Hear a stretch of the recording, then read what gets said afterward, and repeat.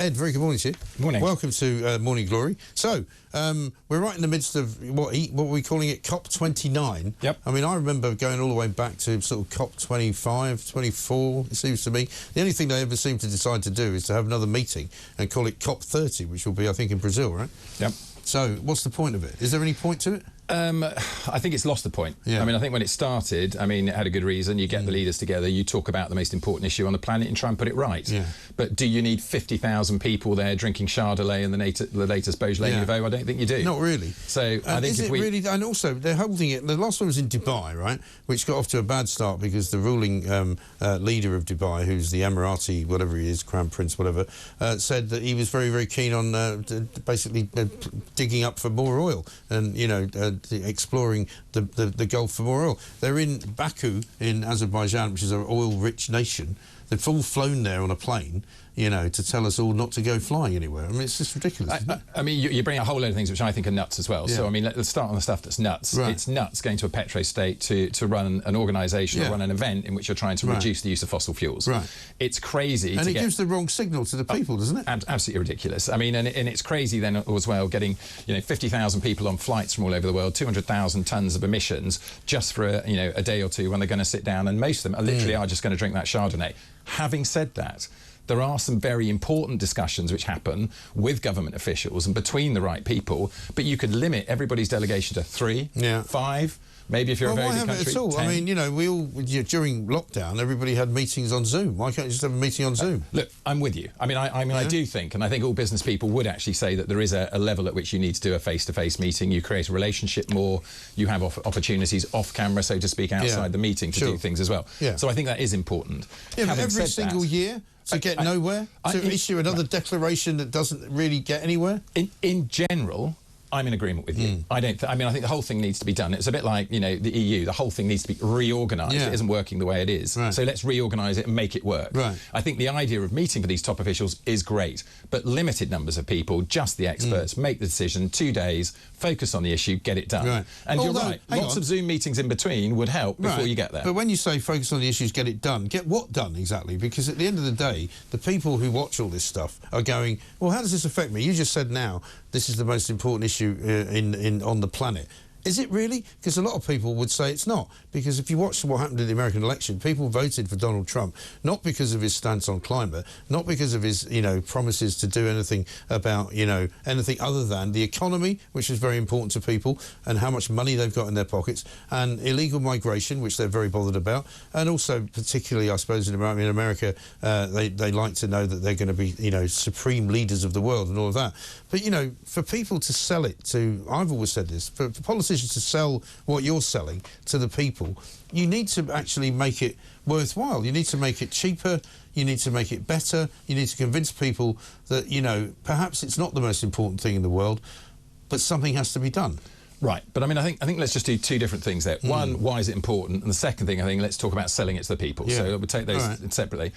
Why is it important? Look, we've got a world that at the moment is going on to 3.1 degrees at the moment. We're seeing all these disasters. Yes, we can say that some of this is to do with weather and not to do with, you know, carbon emissions going in the atmosphere, but it's a fact. Carbon emissions have been going up. As they go up, it tracks a heat increase. But we've reduced our carbon emissions. One sec, Mike. Let's just stick with... Yeah, but hang on. But you can't know, because if you say something that's wrong, I'm going to correct you. Carbon emissions have been going down in this country, haven't they? Yeah, we're talking globally. You're talking about I'm COP. talking about no, hang on. But you asked about COP to begin with. So let's just talk about COP. Okay. Okay, then we can come back to Britain. So in terms of COP, global carbon emissions are going up, and they're still going up. They went up last year as well. They keep going up. Yes. So since... But that's not our fault. Right. No, not only our fault. Yeah, but since 1995, when the first COP is, we put 60% increase in emissions around the world.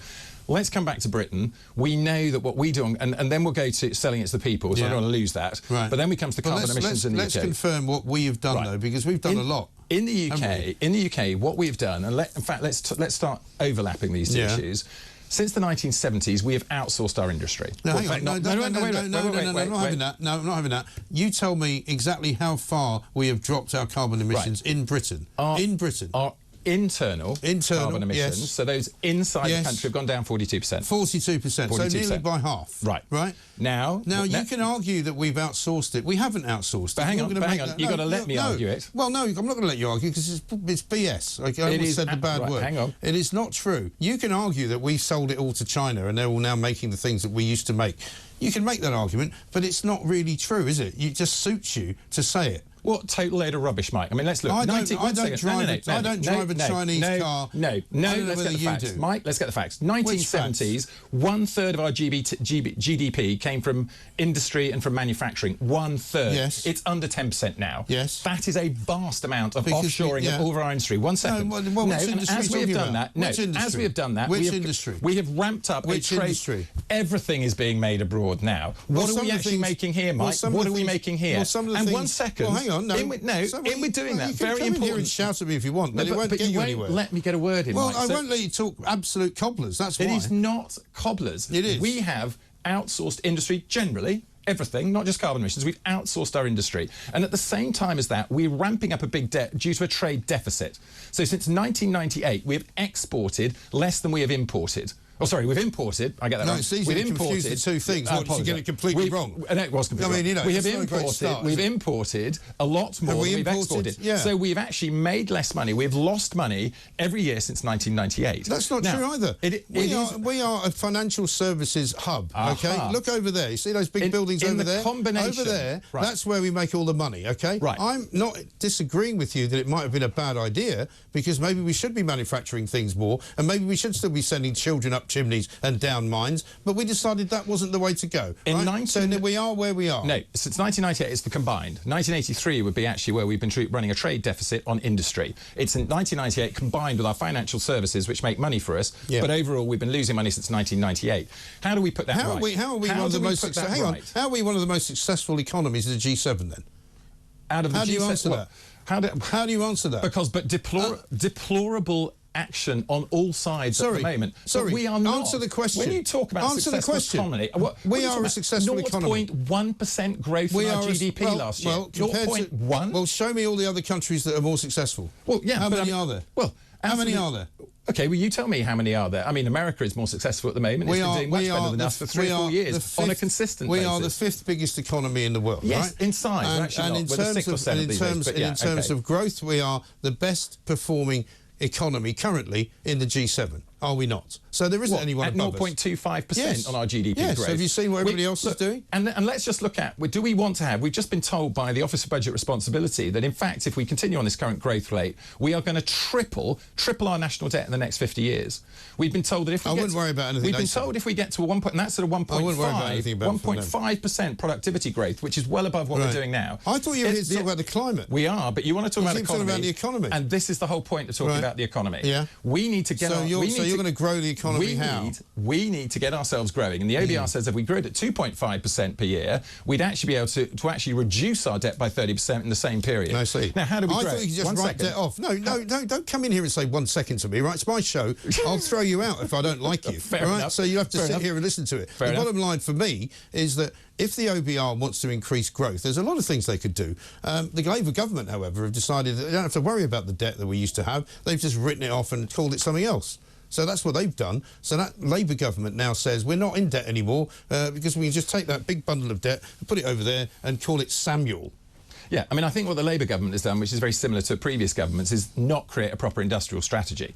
There is no industrial strategy. There hasn't been one for years. Right, I totally agree with you. And Ed Miliband doesn't have one either. And if we're going to get a proper industrial strategy, shouldn't we be doing something that the entire world is doing? Like what? We now see 93% of GDP in the world under a net zero commitment. We don't have to agree. Net zero commitment means nothing. But we don't have to believe. Means nothing. We don't have to believe that that's right. What we have to see is that's the direction. All right, let me ask you a question about net zero. There is a direction of travel for the entire world. Let me ask you a question about net zero, because I ask this question to everyone who bangs on about it, right? If we ever were to reach net zero, what would that actually mean for the world? What would it mean for this particular country? Would anything change? Because I don't think it would. If we reach net zero very, very fast and we lead the rest of the world, what it'll mean is 2 decades of exports of all of the innovations and all of the opportunities that we've created. We would be innovating like mad. We'd be putting what? Tidal power, just to take one example. Well, you can't export tidal power, can you? You can export the technology for it. You can export the systems for it. We tried tidal power. You can manufacture it in this country. You can then export it. They put tidal power into a place in Wales, didn't they? And it didn't work. Tidal power is working at the moment. We have about 6 projects running. It's running in the Orkney Islands at the moment, others, but these are all tiny projects. How much does it contribute to the national grid? Because I'm looking at the national grid in the past 2 weeks, almost every single piece of energy that we are using is coming from fossil fuels because there's no wind and there's no bloody solar. Right. Look out there. It's absolutely brilliant. It's absolutely brilliant you brought it up. For 30 years, we haven't invested in Tide. It is utterly ridiculous. We've got 20 gigawatts of Tide, government study, 20 gigawatts of Tide. We're using about 35 gigawatts at the moment. It would be doing at peak 60% of our power if we put it in 30 years ago. Why did we not put it in? Oh, it's too expensive. Oh, it's too expensive.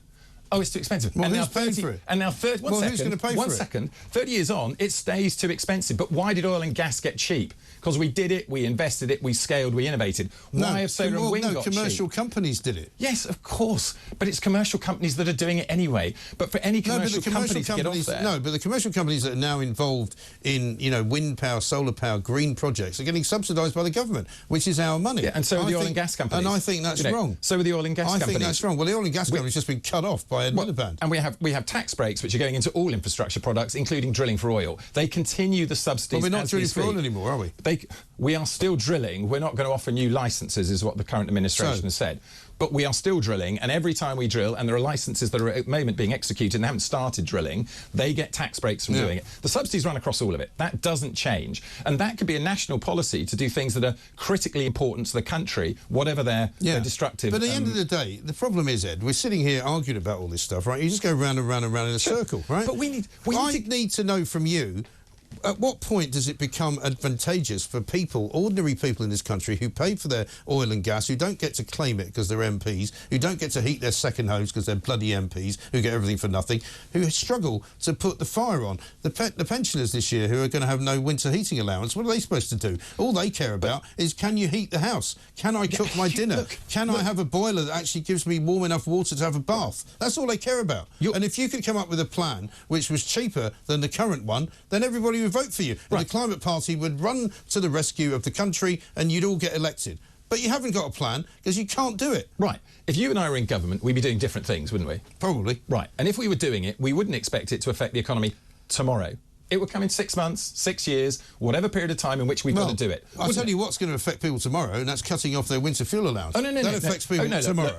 Look, I agree with that. But staying on big industrial policy, climate change, on the bigger issues than a single issue, which is important to people, absolutely agree, but didn't come on to talk about that. But if you and I were there dealing with policy, we would be dealing with it, thinking, right, what can we do in 6 months? How can we improve it in a year? What can we get done in 5, maybe 10 years? We'd be creating an industrial strategy to get us there, wouldn't we? Probably. And what we wouldn't be doing is saying, that thing's costing us a little bit more tomorrow, so we won't do it. Yeah. Actually, it's got great potential in 5 years' time. But I wouldn't be asking people to cough up more taxes to pay for some green company to become a very, very successful business, which is what's happening at the moment. Right. I mean, look at Dale Vince, for example. Now, can I give you an example then? And let's just stretch the fantasy a little bit. Stay with me for half a minute before you cut in. You've only got about half a minute. Right, okay. You've got to get out. Right, let's assume that we went to net zero in 2030. Yeah. We bang. Yeah, but how does that... No, just let me... I said, stay with me 30 seconds. No, wait. You didn't answer the question I asked you originally about 10 minutes ago, which was what would actually happen to the country if we hit net zero? Nothing, right? No, nothing. But you want... We're talking money and economy. We weren't talking about the emissions. I'm talking about... Let me talk the money and economy.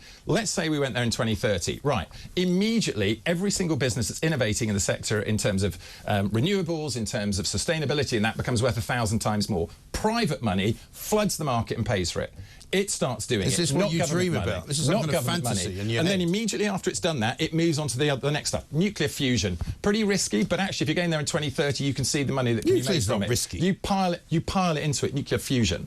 And then what you do is you look at Tide and you look at all these projects and it's private money that does it. Why do we have to keep spending public money? Because the targets are too far out. We aren't focused on the right thing. We aren't following the international trends in business, and so we have to use government subsidies to do it. Well, where are they doing it right? You say we're not following international trends. Where are they doing it right then? Luckily, no one is. It's allowing the opportunity for us to lead this industrial revolution. So when you say international trends, you're talking absolute rubbish. I'm talking there is a trend to go to net zero. If you don't know who's making money, at the moment, China and America are making shed loads of money out of this at the moment. That's because while they're polluting. That's because they're both use fossil fuels. No, it's because they're both massive and they put money into certain areas. We aren't that big. You said 5th largest economy. We're not. But at the 6th largest, that's absolutely fine. It's big enough, but we don't have the opportunity the 5th, actually. to cherry. Brazil overtook us for a while. Now it's gone back the other way. We don't have the chance to cherry pick between areas where America and China can. They're huge. We have got to take the entire economy there. Be brave. Roll our sleeves up. Get the job done, and let's make some money for Britain. How did you do in the last election? Considering that we didn't exist 2 years ago, we just stood up. You put up, what, 14 members? We put 13 candidates under ours. We endorsed another 12. Yeah. How many of them won?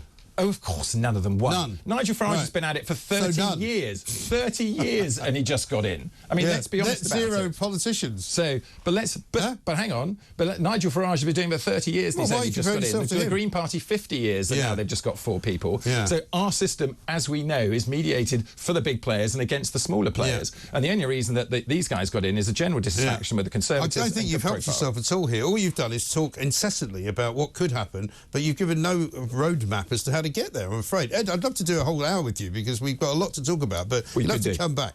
I mean, my problem is that you guys, I'm sure you mean well, but it just doesn't mean anything to most ordinary people. It's not about meaning well. I want to put money into people's pockets, and we aren't going to do it with no industrial. We aren't going to do it without an industrial strategy. Without an industrial strategy, we aren't going to do it. The Climate Party puts money into trying to get people to actually see the opportunities. But you could buy me off. I could be a great advocate for you. I mean, what's wrong with that? I don't think I'm going to be buying you off. I think we need to be back at Cop29 then, doing also, oil deals probably against Ofcom rules anyway. I don't think we're allowed to do it. Anyway, I'm looking forward to Cop30 in Brazil. I mean, another jolly which everybody goes to and nothing gets done. Absolutely brilliant. Ed Gemmell, listen, appreciate your time. Leader of the Climate Party. Check him out. I mean, maybe they'll put some councillors up where you are and you can vote for them if you wish. I'm Mike Graham. This is Morning Glory.